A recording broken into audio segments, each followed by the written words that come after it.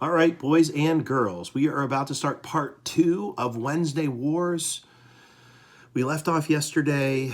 Holling was taking erasers up to, actually down from the 3rd floor where their classroom is, all the way down to outside to pound them out. He hasn't done it yet, but he's heading off to do that. Sitting in the classroom are 12 trays of brown, light, perfect cream puffs that he wants some of, but of course, Merrill Lee threatened him, IT threatened him, Danny Hupfer threatened him, so it doesn't seem like Mrs. Baker likes him enough to do it. So, and it looks like on Wednesdays he's going to be pounding chalk. That sounds like fun. Go, Nick. Okay, good job. So here we go. I'll read the last couple of lines to kind of tie everything together.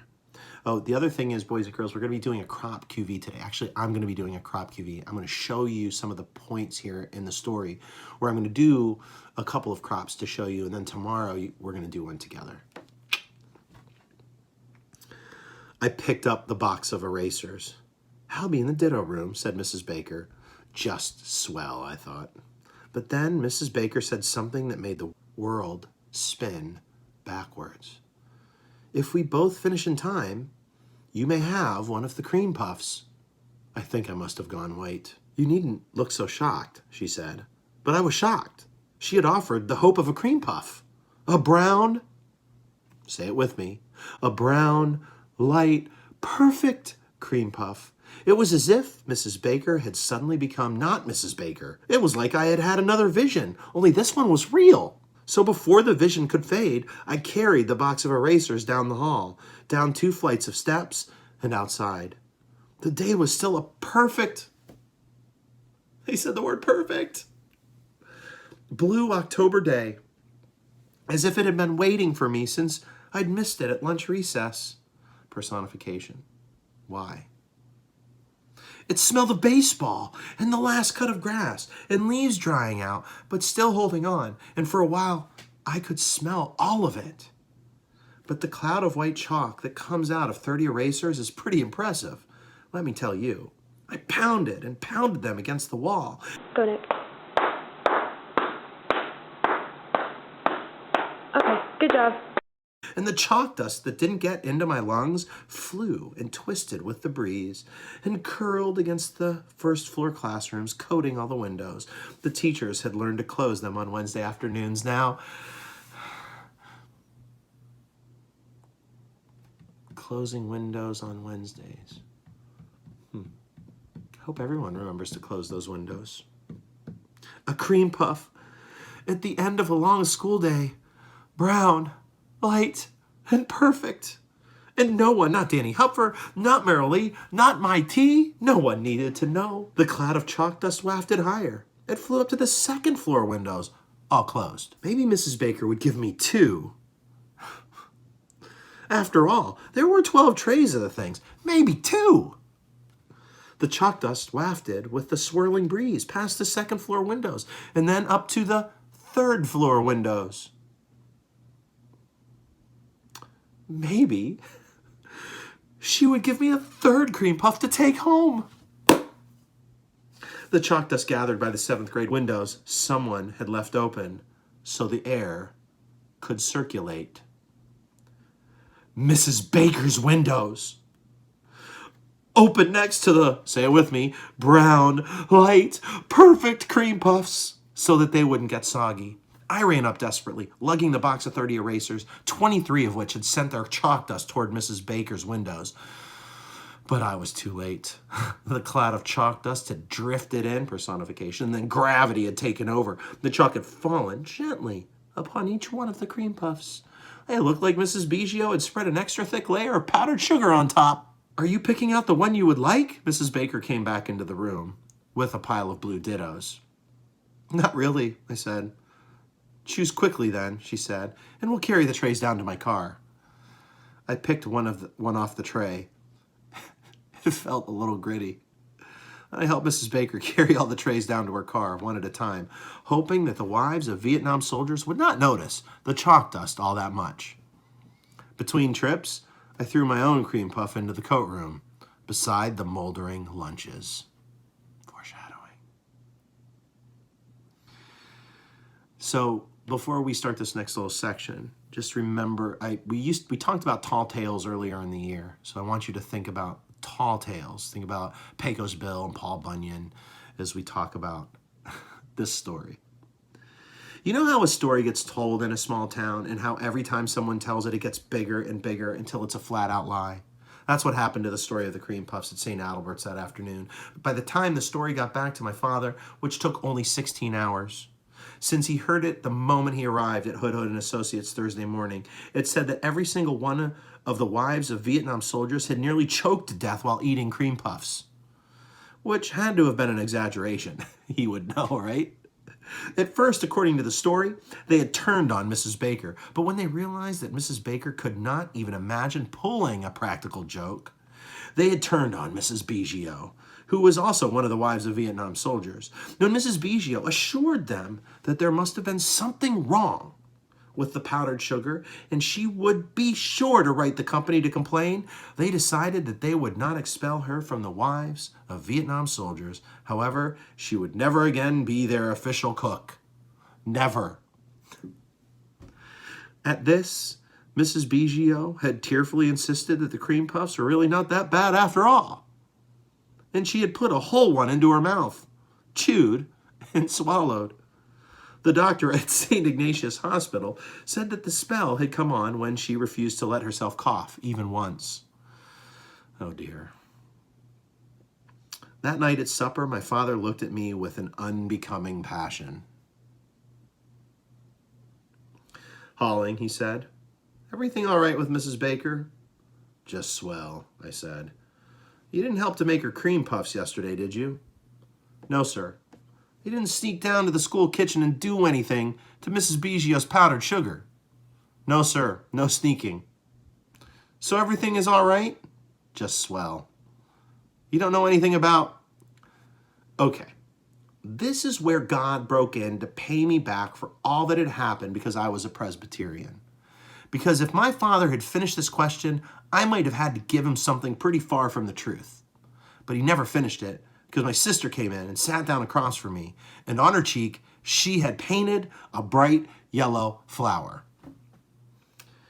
So we're going to stop for a second. This is when we're going to talk about flower children. We're going to actually talk a little bit about them here, but in the 1960s, there were flower children, and they wanted peace, and they walked around giving the peace sign, and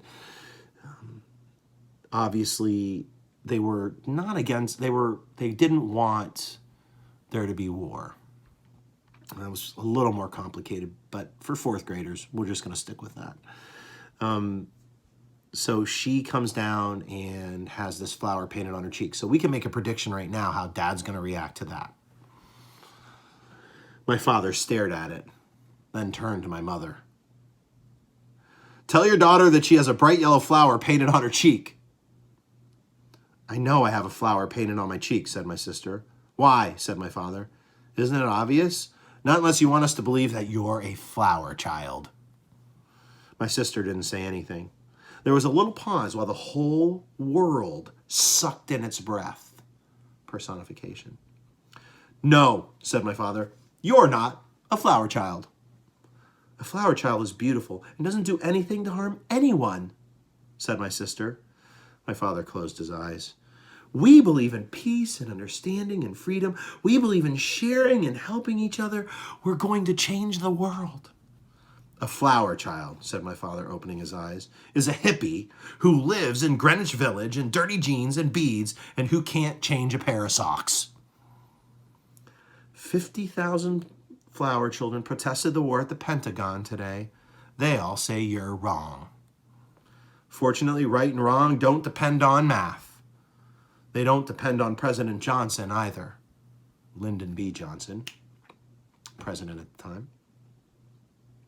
Thank you, Miss Political and Analyst, said my father. Now analyze this. The person to whom you are now speaking is a candidate for the Chamber of Commerce businessman of 1967. This is an honor that he has wanted for a long time. It is also an honor that will lead to larger, more profitable ventures than he has yet seen. It is not an honor that is awarded to a man who has a daughter who calls herself a flower child, so go wash your face. Describe the dad. Like in your head, you should be thinking about who this dad is. There was another one of those long pauses because the world still hadn't let out its breath. It was a really long pause. The world must have been about ready to have a spell. Then my sister shoved back her chair and went upstairs. She came down with only a yellow smudge. "Pass the lima beans," said my father. That night, my sister opened the door. "Thanks for all your help, Holling." "A flower child? You want support for being a flower child?" "I want support for believing in something bigger than just me." Remember that. "Then don't paint a bright yellow flower on your face. You look stupid." "Imagine that," she said. "And you don't have to paint anything on your face to look stupid." "You're not going to get my support that way," I pointed out. 50,000 people at the Pentagon, Holling. 50,000. A 3-hour parade takes the demonstrators across the Potomac on their way to the Pentagon. The crowd, estimated at about 50,000 persons, was a loose confederation of some 150 groups and included adults, students, even children. Something big is happening, and it's starting right now. Maybe it's time to think about growing up. So I can become a flower child? So you can become who you're supposed to be, Holling Hood Hood. In case you haven't noticed, I am Holling Hood Hood, which is true unless you're Mr. Goreshi. Isn't it comforting to think so? But when I look at you, you're just the son who is going to inherit Hood Hood and Associates. All caps, just like perfect. It's the same thing, I said. Only if you let it be the same thing. Why do you let him bully you? Why don't you ever stand up to him? And it works so well when you stand up to him. My sister put her hand up to her cheek. So why do it, I said.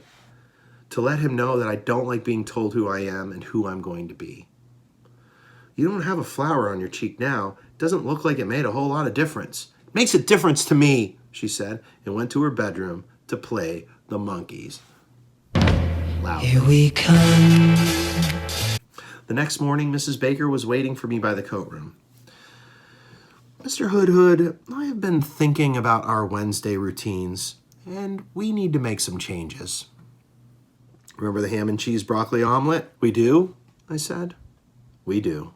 We'll talk about it on Wednesday, but no more chores. Or perhaps just one more." "One more? For another cream puff, perhaps?" I felt my unbecoming passion rising. "Okay," I said. "One more chore, but I don't need a cream puff. Imagine that." So he's sort of gotten away with this. But now ask yourself this question. Does Mrs. Baker know that obviously she has to know. There's chalk dust on these things. "Imagine that," said Mrs. Baker and walked away. This was a new strategy, I was sure, but I didn't have time to figure it out. "You got one of the cream puffs?" said Marilee. "Not exactly," I said. "Mrs. Baker just said, for another cream puff, another. And you said, okay. So how is that not exactly?" Danny Hupfer came over. "You got one of the cream puffs?" "I didn't eat it." "Sure you didn't eat it. You put it up high on a shelf so you could just look at it?" "No, I really didn't eat it." "You owe us all cream puffs," said Marilee. "What do you mean I owe you all cream puffs?" I'll speak slowly and clearly. "You owe us all cream puffs." "Where am I supposed to get cream puffs for the whole class?" "That's your problem," said Danny Hupfer. "Find the cream puffs or die." My tea looked at me and narrowed her eyes. Let me tell you, it's a pretty hard thing to be a 7th grader with new death threats hanging over you just about every day. On the way home that day, I stopped at Goldman's Best Bakery. They had cream puffs too, without chalk dust, but you wouldn't believe how much they wanted for them. It would take 3 weeks worth of allowance to be able to pay for 22 cream puffs. 3 weeks! The world is not a fair place. On Monday, I told Danny and Marilee and my tea that I needed 3 weeks. They agreed, sort of. but the death threats were repeated every day, along with new and colorful descriptions of what would happen if the cream puffs didn't appear. Let me tell you, Danny Huffer has one bloody imagination, but he is nothing compared to Merrill Lee. I was almost glad when Wednesday came and Mrs. Baker and I were alone again. Can you believe it? I felt safer with Mrs. Baker, even if I still hadn't figured out the new strategy. Mr. Hood, said Mrs. Baker, we have been wasting our opportunities. We have? We have. On Wednesday afternoons from now on, we will be reading Shakespeare together. Shakespeare? William Shakespeare. He is an amazing writer from the 1600s. When you hear his writing, you saw that big giant sentence that Holling had to diagram in chapter 1 in September. He used English of the time in the 1600s, and it was this beautiful language that many people have to study to get right and to understand the emotion that goes involved in that. To be or not to be? That is the question. And now she is going to be teaching him Shakespeare. We're going to be talking a lot about Shakespeare throughout this book, and we're going to be snipping in some really cool videos from movies and such. So you're going to learn a little bit about Shakespeare. And I want you to be open to it because while the language is going to be tough. He hath disgraced me and hindered me. 500,000 laughed at my losses, mocked at my gains, scorned my nation, thwarted my bargains, cooled my friends, heated mine enemies, and what's his reason? I'm just going to tell you that unbecoming passion is one of those. And the phrasing and language, it's just beautiful but hard to understand. But I want you to give it a chance because it's beautiful when you figure it out, and it's funny and it's scary. Shakespeare told all kinds of amazing stories through his plays in the 1600s, and there's tons of amazing movies over the years that are based on these plays, and we're going to learn about a lot of them. So there's foreshadowing from Mr. Pete. We have, on Wednesday afternoons from now on, we will be reading Shakespeare together. Shakespeare? You don't need to repeat everything I say. I presume you know the English language well enough or I wouldn't ask you to read Shakespeare. I nodded. First, we'll read The Merchant of Venice aloud together so that I can be sure that you are following the dialogue. Afterward, you'll be reading on your own. Reading Shakespeare. Of all the strategies Mrs. Baker could come up with, this must be the worst. Teachers bring up Shakespeare only to bore students to death. Not true. Bad teachers bore students to death. Good teachers always find a way. Shakespeare is a great way to bring energy and excitement. So, well, we'll get to this in a second. And I was going to be bored to death for 8 months. No human being could stand it. Are you sure you don't want me to pound erasers instead?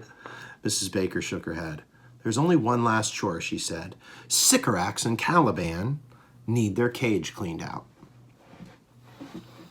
I looked across the classroom at Sycorax and Caliban. I haven't told you about Sycorax and Caliban yet, and you might want to skip over this next part since it's pretty awful, because Sycorax and Caliban were rats.